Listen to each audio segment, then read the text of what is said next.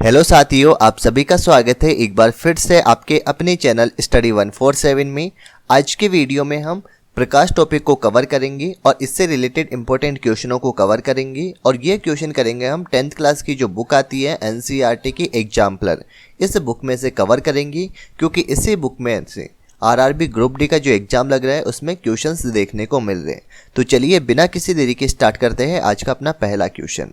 तो पहला क्वेश्चन है कि निम्नलिखित में से कौन किसी बिंदु स्रोत से उस पर आपतित प्रकाश का समांतर प्रकाश पुंज बना सकता है। अब अपने ऑप्शन क्या दे रखे हैं, जैसे अवतल दर्पण दे रखा है, उत्तल लेंस दे रखा है, दोनों।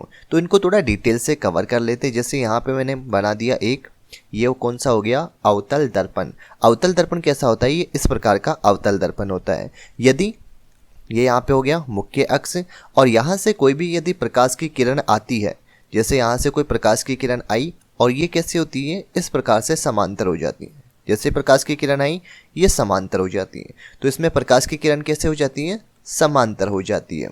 नेक्स्ट अपने पास में एक उत्तल लेंस ले लेते हैं। ये हो गया मेरे पास में उत्तल लेंस। उत्तल लेंस कैसा होता है, इस प्रकार का उत्तल लेंस होता है। और यहाँ से यदि कोई प्रकाश की किरण आती है तो प्रकाश की किरण अवतल लेंस से टकरा के सीधी समांतर, ये टकरा के बिल्कुल सीधे समांतर हो जाती है। तो इसमें भी प्रकाश की किरण कैसे हो जाती है, समांतर हो जाती है। यदि हम ले उत्तल दर्पण लेते हैं, कौन सा, उत्तल लेंस तो ले लिया, उत्तल दर्पण की बात की जाए तो उत्तल दर्पण किस प्रकार का होता है, ये इस प्रकार का होता है। ये इस प्रकार से हो गया।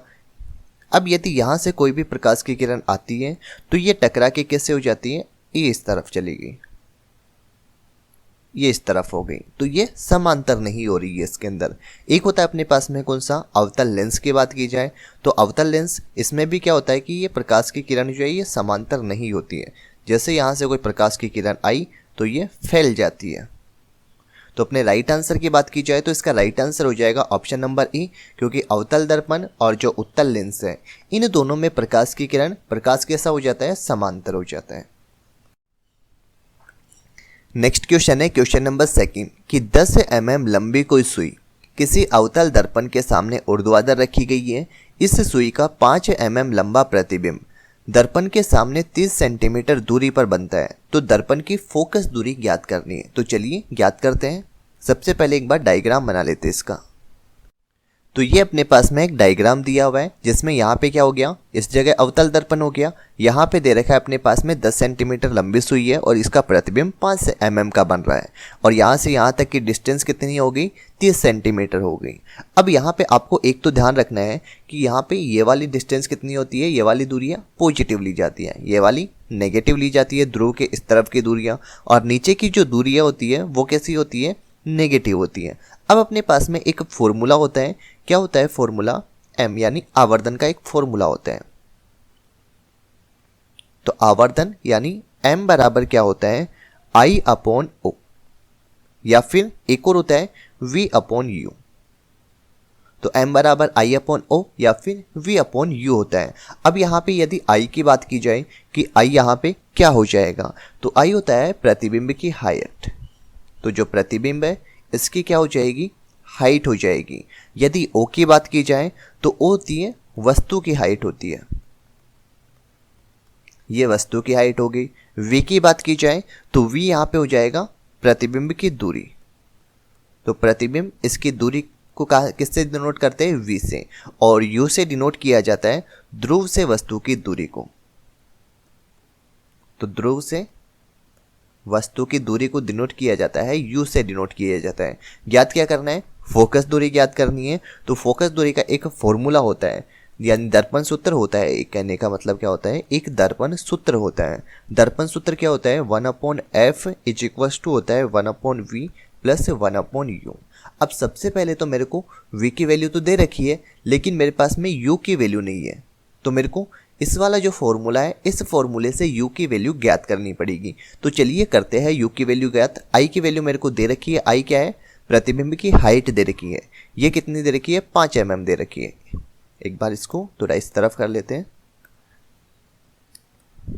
ये m बराबर दे रखा था, जिसमें अपने पास में प्रतिबिंब की हाइट दे रखी है। तो प्रतिबिंब की हाइट कितनी दे रखी है, 5 दे रखी है। ऊपर ये नीचे की है, नीचे की तरफ कैसी होती है, नेगेटिव दूरी ली जाती है, तो नेगेटिव हो गई। ओ क्या दे रखा है, वस्तु की हाइट दे रखी है, वस्तु की हाइट कितनी है, 10 mm है, तो ये आ गई 10। बराबर क्या दे रखा है, वी। वी क्या होता है अपने पास में, प्रतिबिंब की दूरी। प्रतिबिंब यहाँ पे है तो इसकी दूरी कितनी थी, टोटल 30 सेंटीमीटर, तो ये आ गया 30 अपॉन यू ज्ञात करना है, यानी ध्रुव से वस्तु की दूरी ज्ञात करनी है, तो यू मेरे को ज्ञात करना है। काटना हो काट जाएगा यहाँ से, तो ये आ गया माइनस का 1/2 आ गया, ये इस तरफ चला गया, तो यू की वैल्यू मेरे पास में निकल के आ जाएगी कितनी, माइनस की 60। ये यू की वैल्यू निकल के आ गई। अब इस यू की वैल्यू जो है इसको दर्पण सूत्र के अंदर पुट कर देंगे। 1/f is equal to 1/v। We प्रतिबिंब की दूरी कितनी दे रखी है अपने पास में, 30 दे रखी है। नीचे की डिस्टेंस कैसे ली जाती है, नेगेटिव के अंदर ली जाती है, प्लस 1/u। यू की वैल्यू कैसे दे रखी है, माइनस की 60 दे रखी है। यदि इसका एलसीएम लेंगे तो इसका एलसीएम 60 हो गया, और ऊपर ये -2 और -1, ये आ गया 1/f इज इक्वल टू। तो इसको यदि सोल्व करेंगे तो ये आ जाएगा अपने पास में -3/60। काटेंगे तो ये क्या मिल जाएगा अपने पास में, -1/20, यानी f की वैल्यू निकल के आगे क्या, -20 सेंटीमीटर। तो इसका राइट आंसर हो जाएगा option number B. Next question है, निम्नलिखित में से किस स्थिति में कोई अवतल दर्पण यह बिंब यानी वस्तु से बड़ा और वास्तविक प्रतिबिंब बना सकता है। तो अब यहाँ पे आपको दो बातें तो ध्यान रखनी है, एक तो कौन सा, बड़ा, और एक कौन सा है, वास्तविक।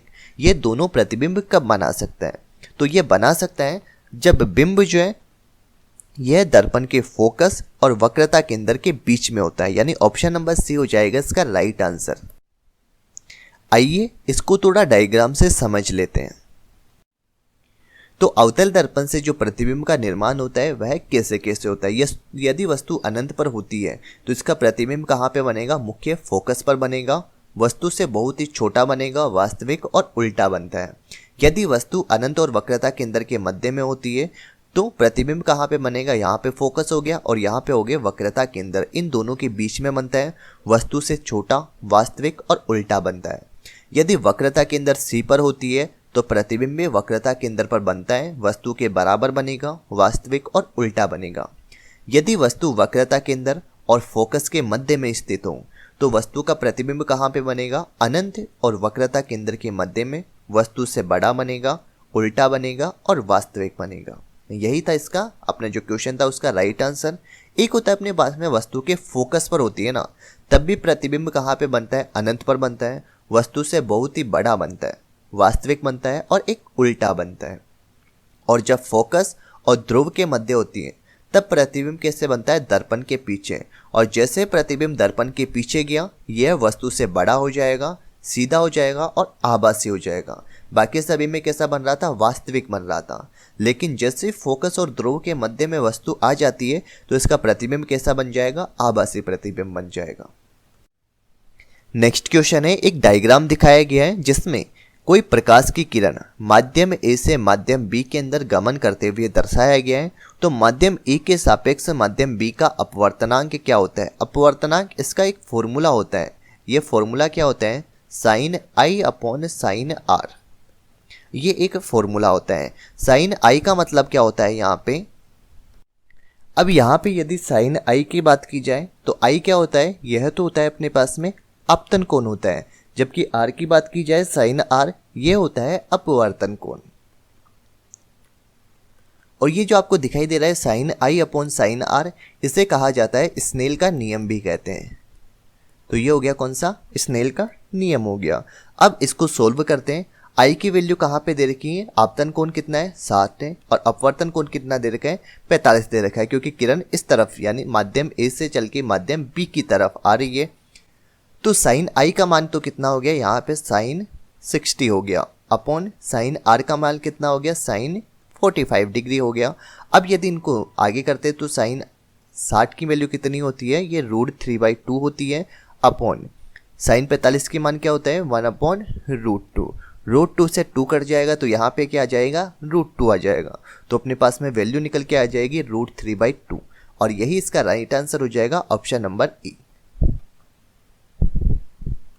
एक डायग्राम दे रखा है जिसमें कोई प्रकाश की किरण माध्यम ए से माध्यम बी में प्रवेश करती है तो माध्यम ए के सापेक्ष माध्यम बी का अपवर्तनांक कितना होगा, तो यह आपको बताना है। अब यहाँ पे क्या दे रखा है, एक तो ये माध्यम ए है और ऊपर की तरफ क्या दे रखा है, माध्यम बी दे रखा है।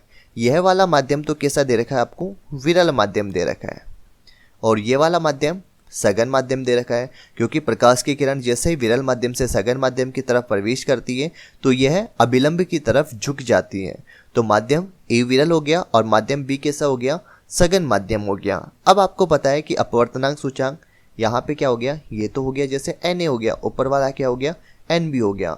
तो Na का मान जो है यह छोटा हो जाएगा Nb से, यानी Na का अपवर्तनांक कम है और Nb का अपवर्तनांक सूचकांक जो है यह ज़्यादा हो जाएगा। और निकालना क्या है, माध्यम E के सापेक्ष माध्यम B का अपवर्तनांक यानी Nb/Na निकालना है। अब आप ये बताओ मेरे को कि Nb की वैल्यू कैसी दे रखी है, ज़्यादा दे रखी है। तो Nb की वैल्यू जैसे मैंने 2 माना और Na की वैल्यू अगर 1 माना तो अपवर्तनांक कितना निकल के आएगा, 1 से अधिक निकल के आएगा। कोई सी भी वैल्यू रख के देख सकते, जैसे 3 रखा, यहाँ पे 2 रखा, तो मान क्या आएगा, इसमें 1 से ज़्यादा ही आएगा, जैसे 1.5 आ गया। तो इसका राइट आंसर क्या हो जाएगा कि माध्यम ए के सापेक्ष माध्यम बी का अपवर्तनांक 1 से अधिक होगा। नेक्स्ट है, एक डायग्राम दिया हुआ है, इसके अनुसार प्रकाश पुंज किसी बॉक्स के छिद्रों ए तथा बी से आपतित होकर क्रमशः सी तथा डी से बाहर निकलता है तो बॉक्स के भीतर निम्नलिखित में से क्या हो सकता है। कहने का मतलब ये है कि बॉक्स के अंदर कुछ एक या तो ये दे रखा है, आयताकार स्लेब दे रखी है, उत्तल लेंस दे रखा है, या फिर अवतल लेंस दे रखा है, या फिर एक प्रिज्म दे रखा है। तो इनमें से इसके अंदर क्या हो सकता है कि प्रकाश की किरण यहाँ से गई और इस तरफ से होते हुए निकल रही है। तो यहाँ पे यदि मैं बात करूँ कि एक उत्तल लेंस की बात की जाए, यदि यहाँ पे उत्तल लेंस होता है तो उत्तल लेंस में प्रकाश की किरणें क्या आती है, जैसे ये प्रकाश की किरणें यहाँ से गुजरती हैं तो गुजरने के बाद में ये कैसे चली जाती है, ये समांतर निकल जाती हैं। जैसे प्रकाश की किरणें गई ये समांतर निकल जाती है, तो उत्तल लेंस होगा नहीं। यदि अवतल लेंस की बात की जाए तो यहाँ पे जैसे अवतल लेंस होता तो प्रकाश की किरणें गई ये फैल जाती है, ये इस तरफ फैल जाती है, तो उत्तल लेंस होगा नहीं, अवतल लेंस होगा नहीं, प्रिज्म हो नहीं सकता। और एक है अपने पास में आयताकार कांच का स्लेब। यदि यहाँ पे मान लिया एक इस जगह क्या थी, एक आयताकार कांच की स्लेब थी, उसमें क्या होता है जैसे प्रकाश की किरण यहाँ से गई तो ये क्या होती है, अभिलंब की तरफ झुक जाती है और झुकने के बाद में जैसे ये कांच से बाहर निकलती है सीधी निकल जाती है। प्रकाश की किरणें गई, अभिलंब की तरफ झुकी और उसके बाद में सीधी निकल जाएगी। तो इसके अंदर क्या हो सकता है, कांच का आयताकार स्लेब हो सकता है। नेक्स्ट क्वेश्चन है, एक डायग्राम दिया हुआ है, इसके अनुसार कोई प्रकाश का पुंज बॉक्स के फलक ए के छिद्रों से आपतित होकर फलक बी के छिद्रों से बाहर निकलता है तो इस बॉक्स के भीतर निम्नलिखित में से क्या हो सकता है। अवतल लेंस हो सकता है, कांच का आयताकार स्लेब, ये वाला तो ऑप्शन हो नहीं सकता क्योंकि इसका तो मैंने एग्जाम्पल अभी दिया था, प्रिज्म हो सकता है या फिर उत्तल लेंस हो सकता है। अब आपको देखने पे तो यही प्रतीत होगा कि इसके अंदर अवतल लेंस हो सकता है। क्यों, क्योंकि अवतल लेंस क्या होता है, इसे अपसारी लेंस भी कहते हैं और ये प्रकाश की किरणों को फैलाने का कार्य करता है। जैसे अंदर की तरफ यहाँ पे क्या होगा, अगर अवतल लेंस होगा तो यहाँ से कोई भी प्रकाश की किरणें जा रही है तो ये प्रकाश की किरणें ऐसे फैल जाती हैं, ये ऐसे फैल जाएगी। तो देखने में तो ऐसा ही डायग्राम हो रखा है, लेकिन यहाँ पे अवतल लेंस होगा नहीं। क्यों नहीं होगा, क्योंकि एक आता है अपने पास में उत्तल लेंस होता है। उत्तल लेंस पता है क्या करता है, उत्तल लेंस जैसे यहाँ पे ये उत्तल लेंस दिया हुआ है, यहाँ से ये प्रकाश की किरणें गई, ये प्रकाश की किरणें जा रही है, प्रकाश की किरणें जाके ये मुख्य फोकस पर जाकर मिलती हैं और जाकर मिलने के बाद में ये इस तरफ से आगे बढ़ जाती है, ये इस तरफ से आगे बढ़ जाती है। ऐसा ही डायग्राम दे रखा है। तो आपको ये वाला जो पॉइंट है, ये वाला पॉइंट इस बॉक्स के अंदर छुपा हुआ है, ये वाला आपको दिखाया ही नहीं। जैसे यहाँ पे मैंने एक बार मान लिया ये अवतल लेंस यहाँ पे रख दिया, प्रकाश की किरणें गई, 11 नंबर की किरण है, यहाँ पे नंबरिंग भी दे रखी है, 11 नंबर की किरण गई, ये यहाँ पे टकराई, टकराने के बाद में ये कैसे सीधी निकल गई। 1 नंबर की किरण यहाँ से इस पे अवतल लेंस पे टकराई, टकराने के बाद में ये इस पॉइंट में मिली और 1 नंबर की किरण इधर निकल गई। ऐसे सेम 2 नंबर की किरण है वो आगे निकल गई, 3 नंबर की किरण, ये सारा का सारा कैसा हो रहा है, ऐसा खेल हो रहा है। ये इस प्रकार से हो रहा है। तो आपको ये अंदर वाला पॉइंट नहीं दिखाया, ये सीधा बाहर दिखाई दिया, इसलिए कंफ्यूजन हो जाता है। इसका राइट आंसर क्या कर देते हैं लोग, ऑप्शन नंबर ए कर देते हैं।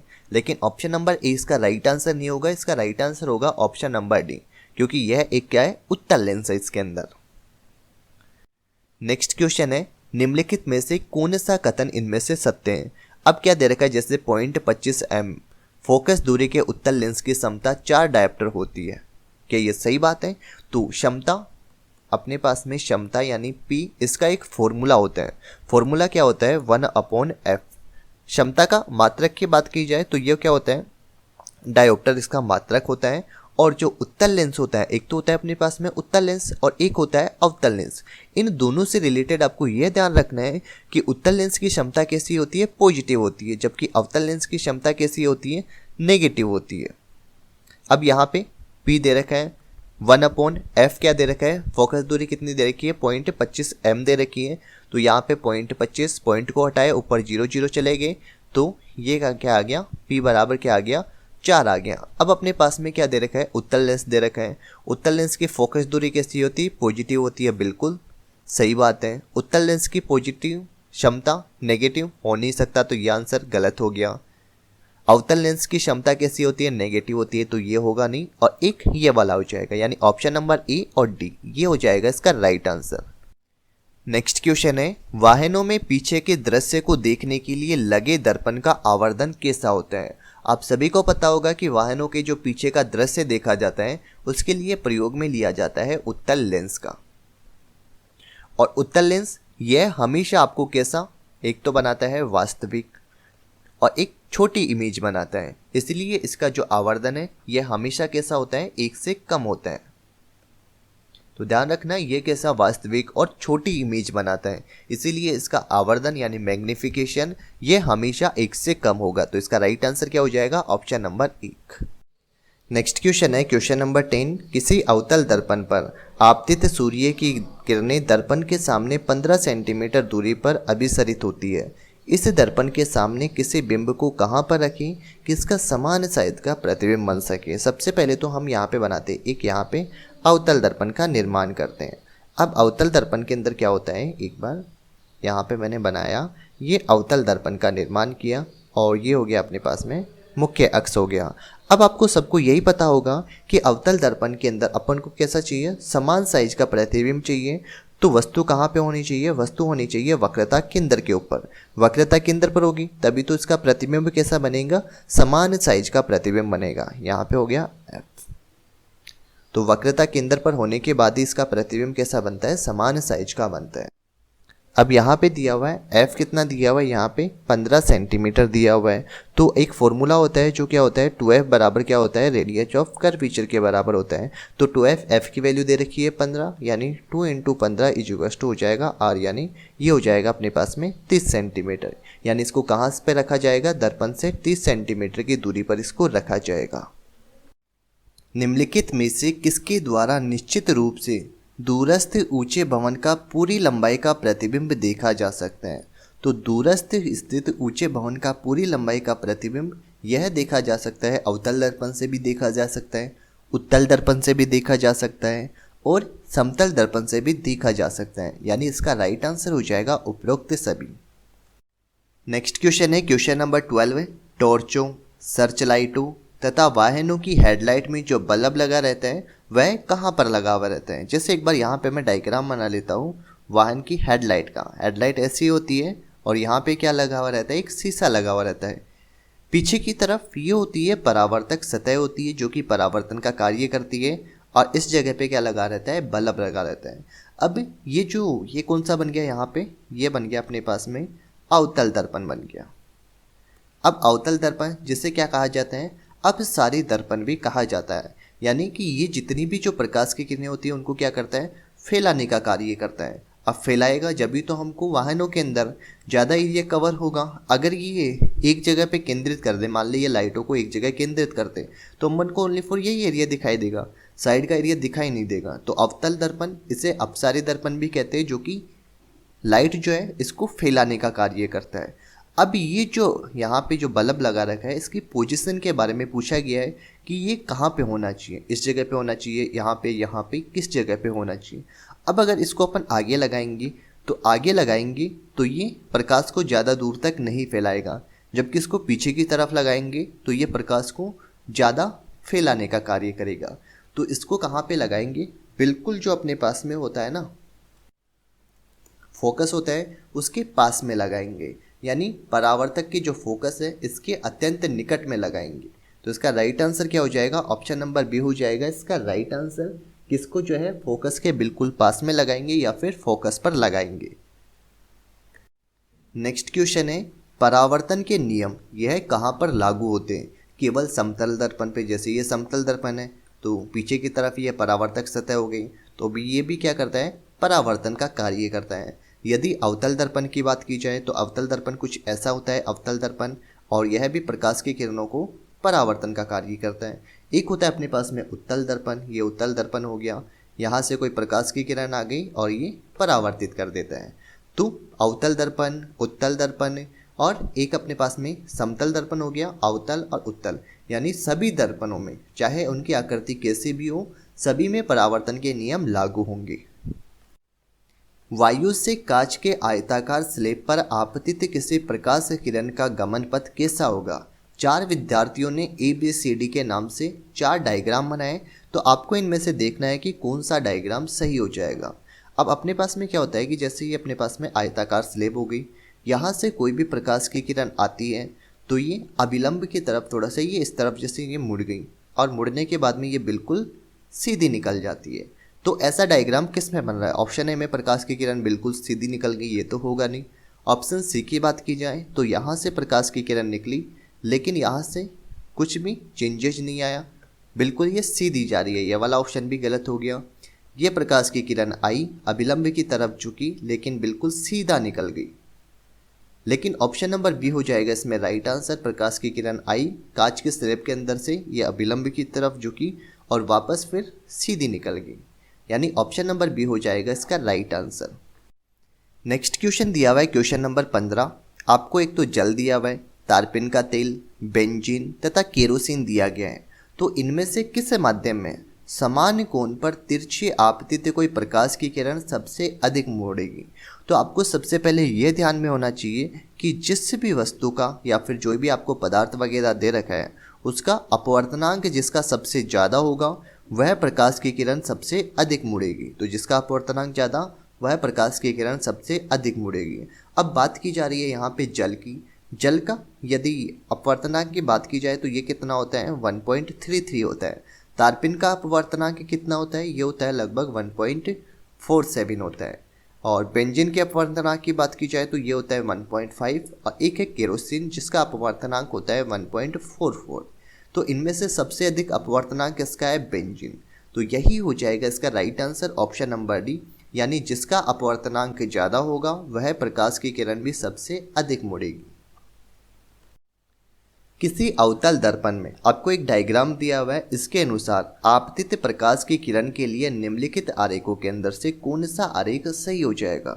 सबसे पहले आपको यही ध्यान रखना है कि कोई भी प्रकाश की किरण आती है और वह दर्पण से टकराने के बाद में कहाँ से होकर गुजरेगी, इस फोकस से होकर गुजरेगी। अब इसमें प्रकाश की किरण आ रही है लेकिन फोकस से होकर गुजर नहीं रही, ये हो जाएगा अपने पास में गलत। प्रकाश की किरण आई लेकिन वापस टकरा के बिल्कुल इसी माध्यम में लौट आई, ये भी गलत हो जाएगा। ऑप्शन नंबर ए की बात की जाए, प्रकाश की किरण आई, टकराने के बाद में नीचे गई लेकिन ये फोकस से होकर नहीं गुजर रही, ऑप्शन नंबर ये भी गलत हो जाएगा। प्रकाश की किरण आई लेकिन ये कहाँ से होकर गुजर रही है, 2F से होकर गुजर रही है, लेकिन गुजरना कहाँ से चाहिए था इसको, फोकस से। जबकि ऑप्शन नंबर जो डी है इसमें प्रकाश की किरण आती है और फोकस से होकर गुजर रही है। तो ये वाला ऑप्शन हो जाएगा इसका राइट आंसर, यानी ऑप्शन नंबर डी हो जाएगा इसका राइट आंसर। यानी आपको यही ध्यान रखना है कि कोई भी प्रकाश की किरण आती है यह फोकस से गुजरने के बाद में मुख्य अक्ष के समांतर हो जाती है। नेक्स्ट क्वेश्चन है क्वेश्चन नंबर 17। क्वेश्चन कह रहा है कि उत्तल लेंस का एक डायग्राम दिया हुआ है, इसके अनुसार आपतित प्रकाश किरण के लिए निम्नलिखित आरेखों में से कौन सा सही होता है। तो आपको सबसे पहले यही ध्यान रखना है कि कोई भी जो प्रकाश की किरण है यह फोकस से होकर गुजरती है, तो फोकस से होकर गुजरने के बाद में प्रकाश किरण ये मुख्य अक्ष के समांतर हो जाती है। ये जो मुख्य अक्ष है इसके कैसे हो जाती है, ये समांतर हो जाती है। तो आपको ऐसा ऑप्शन देखना। ऑप्शन नंबर ए तो गलत हो जाएगा। ऑप्शन नंबर बी की बात की जाए तो ये टकराई और यहाँ से ये गुजर गई, ये भी गलत हो जाएगा। ऑप्शन नंबर डी गलत हो जाएगा क्योंकि ये इसके समांतर होनी चाहिए थी। बी भी गलत हो जाएगा। ऑप्शन नंबर ए हो जाएगा इसका सही आंसर, यानी फोकस से होकर गुजर रही है और अपना जो उत्तल लेंस है इससे टकराने के बाद में ये मुख्य अक्ष के कैसे होगी, समांतर होगी। यानी ऑप्शन नंबर ए हो जाएगा इसका राइट आंसर। यानी आपको इसमें यही ध्यान रखना है कि कोई भी जो प्रकाश की किरण है यह फोकस से गुजर कर प्रकाश किरण यह मुख्य अक्ष के कैसे हो जाती है, मुख्य अक्ष के समांतर हो जाती है। नेक्स्ट क्वेश्चन है क्वेश्चन नंबर 18 कि कोई बच्चा किसी जादुई दर्पण के सामने खड़ा है। वह देखता है कि उसके प्रतिबिंब में उसका सिर बड़ा है, उसके शरीर के मध्यम के भाग की साइज जो है यह समान आकार की यानी जैसी है वैसे की वैसी है, और पैर कैसे दिखाई दे रहे हैं, छोटे दिखाई दे रहे हैं। तो मैजिक दर्पण के शीर्ष से दर्पणों के क्रम का संयोजन बताना है। तो सबसे पहले यदि मैं बात करूं, एक तो अपने पास में कौन सा हो गया, समतल दर्पण हो गया, एक हो गया उत्तल दर्पण हो गया, और एक हो गया अवतल दर्पण हो गया। समतल दर्पण के अंदर समान आकार का प्रतिबिंब बनता है। उत्तल दर्पण के अंदर कैसा बनता है, प्रतिबिंब कभी भी बड़ा प्रतिबिंब नहीं बनेगा। और यदि अवतल दर्पण की बात की जाए तो इसमें वस्तु का कैसा प्रतिबिंब बनता है, बड़ा प्रतिबिंब बनता है। अब सिर बड़ा है यानी ऊपर कैसा हो गया, अवतल दर्पण हो गया। शरीर मध्य का भाग समान आकार का यानी समतल दर्पण, और नीचे का भाग कैसा दिखाई दे रहा है, छोटा दिखाई दे रहा है।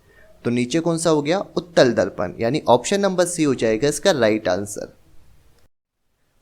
नेक्स्ट क्वेश्चन है क्वेश्चन नंबर 19, निम्नलिखित में से किसके द्वारा अनंत पर स्थित किसी बिंब का प्रतिबिंब अत्यधिक छोटा बनेगा। तो अनंत पर स्थित किसी बिंब का प्रतिबिंब अत्यधिक छोटा बनेगा, यह बनेगा अवतल दर्पण पर, उत्तल दर्पण, अवतल लेंस और उत्तल लेंस। यानी इन सभी पर यदि वस्तु अनंत पर रखी हुई होगी तो उसका बिंब कहाँ पर बनेगा, यह सबसे छोटा बनेगा। चलिए इसको थोड़ा प्रैक्टिकल से समझ लेते हैं। तो सबसे पहले बात करते हैं अवतल दर्पण की। तो अवतल दर्पण में प्रतिबिंब का निर्माण यदि वस्तु कहाँ पर रखी गई है, अनंत पर रखी गई है। तो ये वस्तु यहाँ पे अनंत पर रखी गई है, तो इसका प्रतिबिंब कहाँ पे बनेगा, फोकस पर बनेगा। और फोकस पर कैसा बनेगा, बहुत ही छोटा प्रतिबिंब बनेगा, वास्तविक और उल्टा। ऐसे ही ये जो दर्पण के अंदर प्रतिबिंब का निर्माण होता है ये आगे से आगे चलता रहता है। जैसे अनंत और वक्रता केंद्र के मध्य में हो तो प्रतिबिंब पहले फोकस पर बन रहा था, लेकिन अब उससे जस्ट थोड़ा सा आगे बन जाएगा और वस्तु से थोड़ा सा छोटा।